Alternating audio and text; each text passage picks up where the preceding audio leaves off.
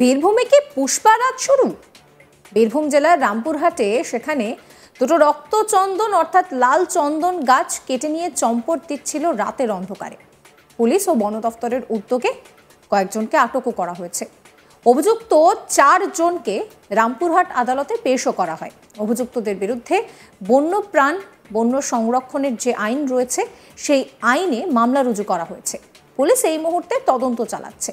এই ঘটনার সঙ্গে আর কারা যুক্ত রয়েছে, কিভাবে পাচার করা হচ্ছে বনের কাঠ, এমনকি বনের মধ্যে থাকা চন্দন সহ মূল্যবান গাছগুলো কেটে চুরি করছে, সেই সমস্ত প্রসঙ্গেও তদন্ত শুরু হয়ে গিয়েছে।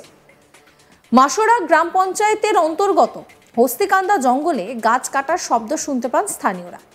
তারা তাৎক্ষণিকভাবে হস্তক্ষেপ করেন এবং দেখতে পান যে কিছু লোক বনভূমি থেকে গাছ কেটে চুরি করছে। তারা দুটো লাল চন্দন গাছ সহ বেশ কয়েকটি গাছ কেটে ফেলেছে। পুলিশ পৌঁছে 4 জনকে গ্রেফতার করে এবং একটি ট্রাক্টর, মোটরসাইকেল এবং ছোট একটা গাড়ি বাজেয়াপ্ত করে। গাছের ডালগুলি নিকটবর্তী বন দফতরের অফিসে রাখা হয়েছে।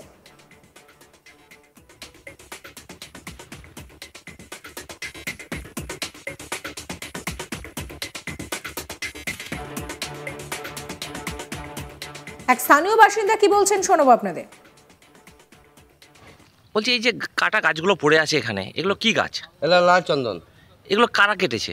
এগুলো বাইরে থেকে লোক এসে এগুলো এই যে মেশিন দিয়ে কাটা মনে হচ্ছে, গাছের গুঁড়িগুলো দেখে সব এই বাইরে থেকে লোক এসে কেটেছে। আচ্ছা, তো এই গাছগুলো লাল চন্দন? হ্যাঁ। তো যিনি ফরেস্টের দায়িত্বে আছেন উনি বলছেন যে এগুলো মুরগা গাছ। না, এগুলো লাল চন্দন। তাহলে কি উনি মিথ্যা কথা বলছেন? হ্যাঁ, ও মিথ্যা কথা বলছে। কতগুলো গাছ কাটা হয়েছে এখানে? গাছ 2টা কাটা হয়েছে। আচ্ছা, তার এই গদিগুলো পড়ে রয়েছে। হ্যাঁ। এই ছাড়া কি আর কোনো গাছ নিয়ে পালিয়েছে দুষ্কৃতীরা? না, এই দুটোই কেটেছে। একটা নিয়ে পালাইছে, একটা আছে। আচ্ছা, গাছ কেটে ফেলে পালিয়ে গেল কেন? হ্যাঁ, ওরা পালাইছে, তাড়া করেছে নি লোক। আচ্ছা, কি নাম আপনার? বিমান ঘোষ। বাড়ি কোথায়? হস্তিকান্দা। আপনারা কখন জানতে পারলেন এটা? আমরা সকালবেলায় জানতে পারছি। আমার পুকুরে এলাম, তখন জানতে পারছি গাছ কেটেছে। এখন এগুলো কি করবে? এগুলো অফিসে যাবে, জমা হবে ফরেস্ট অফিসে। আর এক স্থানীয় বাসিন্দা কি বলছেন শোনাবো। এই যে গাছগুলো কাটা পড়ে রয়েছে, এগুলো কি গাছ? এটা লাল চন্দন গাছ। তো অনেকে বলছে, বা ফরেস্ট ডিপার্টমেন্টের যারা আধিকারিক আছে তারা বলছে এটা মুরগা গাছ। না না, এটা লাল চন্দন গাছ। তাহলে তারা মিথ্যা কথা বলছে। তারা কি যুক্ত হয়ে এই গাছ কাটা এই চলছে? কি জানি, তো তারা মিথ্যা কথা বলছে না? তারা কি গাছ চেনে না? এটা লাল চন্দন গাছ। আমরা তো এগুলো দেখছি যে লাল চন্দন গাছ। আচ্ছা, এই গাছগুলো কারা কেটেছে? বাড়ি থেকে লোক এসে কেটেছে। কতগুলো গাছ কেটেছে? গাছ কেটেছে 2টা, তার মধ্যে একটা নিয়েছে আর একটা পড়েছে বলছি। তো এই গাছ ফরেস্ট ডিপার্টমেন্ট কিছুটা নিয়ে গেছে। কোথা থেকে নিয়ে গেল ওরা? এইখান থেকে নিয়ে গেছে। তাহলে কারা কারা গাছ কেটেছে গাছগুলো? বাড়ি থেকে লোক এসে কেটেছে মনে হয়। কোনো লোক ধরা পড়েছে? ধরা পড়ে নাই লোক এখন। না, ধরা পড়ছে। কখন জানতে পারলেন আপনি? আমরা সকালে এসে জানতে পারলাম যে এই পড়ে আছে। বন দফতরের কর্মী মোরসালিম শেখ কি বলছেন শোনাবো। আমরা তো কিছু পাইনি। যখন আমরা বললো তখন আমরা গাছ কাটার খবরই নাই। তখন পর্যন্ত গাছ কাটার খবর নাই। এবার আমাদের মনে সন্দেহ হলো যে এখানে যে গাড়িটা এখানে এলো কেন বা লাগলো বা কেন। ওরা যেটা বলতে চাইছিল যে এখানে গাড়িতে ওরা মাল জ্বালানি ওই ছোটো গাছগুলো কেটেছে। ছোটো গাছ তো কাটবে না, তো ছোটো গাছ হলে কাটবে না, নিশ্চয় বড়ো গাছ ছোটো কেটেছে। আমরা সন্ধ্যা রাতে আমরা ঘুরি। যে বাড়ি থেকে মাল উদ্ধার হয়েছে, সেই বাড়িতে এখনো মাল আছে এবং তাদেরই লেবারে মাল তুলছে, এটা এলাকাবাসী অভিযোগ করছে। না না, তাদের লেবার তো কই, তাদের লেবার কই? আমি আলাদা ওখানে তো চিনি না। আর লেবার কি পরে কথা বলছি। ওটা লেবার কি তা তো জানি না। আমি তোকে বললাম একটু করে দাও, আমাকে তুলে দাও। এই লেবারগুলো কোথা থেকে আনলেন আপনি? লেবার আমি লেবার এনে এরা ছিল, বলে একটু তুলে দাও, যে তোমাদের হাত খরচা কিছু দেবো, এই কথা বলা হয়েছে। কিন্তু এখানকার মানুষ বলছে কাছে লোক থাকতেও 3 কিলোমিটার দূর থেকে মারগ্রামে লেবার এলো। আমিও আনপাট, আমি ওদেরকে চিনি না, জানিও না। আমি ওদেরকে এখন ছিল, বললাম আমাকে একটু মালকটা তুলে দাও, তাই মালকটা নিয়ে ওদেরকে তুলে নিয়েছি। এটা যে বাড়িতে এখনো কিছু মাল উদ্ধার করেছেন সেই বাড়িতে আরো কিছু মাল তিরপল ঢাকা রয়েছে বলছে। কই মাল তো না, যেটা পেলাম যেটা পেয়েছি সেটা তো নিয়ে এসছি আমি। আমার একটা গাছের মাল, পুরো মাল পেয়ে গেছি আমি। ওই মাল যেখানে আছে বলছে কই মাল তো সেরকম ছিলাম, বললাম না, বুঝলাম না। 3 কুইন্টাল মতো মাল এখনো রয়েছে তাই বলছে এলাকার মানুষ। না, তো মাল তো ওটা হয়তো হয়তো ভুল বলেছে কি জানি না অবশ্য, এরকম ধরুন খবর তো না এরকম। এবং এই এলাকার মানুষ এগুলো বলছে যে এগুলো লাল চন্দন।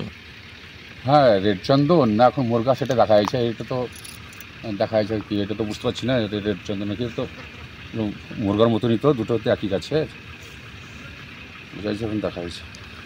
এই গদিগুলো আনুমানিক দাম কিরকম? ও বলতে পারছি না, ধরেন ওর দাম আমরা বলতে পারবো না।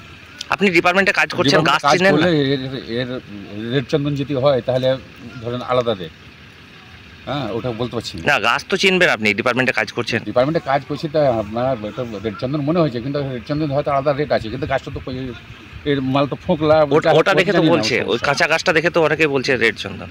হ্যাঁ যা হোক, সেটা রাতে দেখেছি, বুঝতে পারছি না, রাতে দেখেছি তখন এখন যাচ্ছি ওখানে। এই নিয়ে আমার কলিগ শান্তনু হাজরার একটি রিপোর্ট দেখাবো আপনাদের। বীরভূমেও কি পুষ্পার রাত চলছে, এমনই উঠছে প্রশ্ন।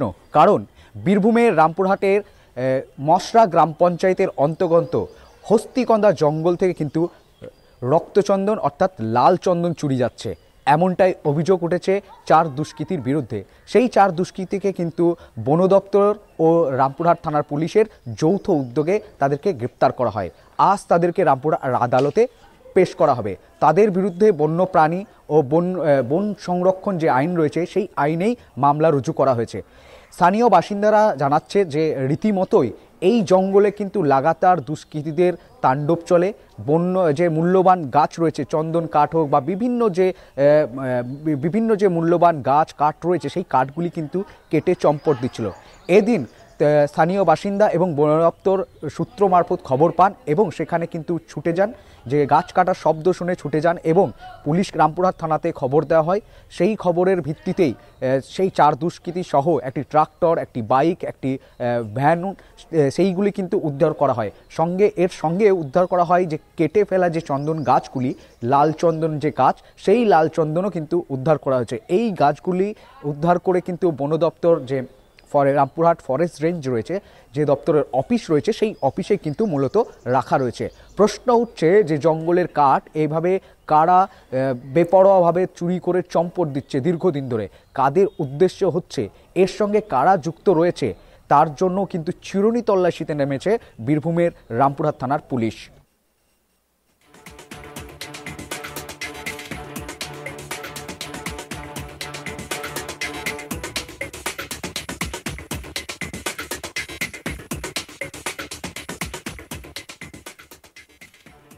এই ভিডিও সম্পর্কে আপনাদের মতামত জানাবেন, কমেন্ট সেকশন খোলা রয়েছে আপনাদের জন্য। সমস্ত খবরের আপডেটের জন্য সাবস্ক্রাইব করবেন আজ তাক বাংলার ইউটিউব চ্যানেলকে, যাতে কোনো আপডেট মিস না হয়। নোটিফিকেশন পেতে বেল আইকনে ক্লিক করবেন।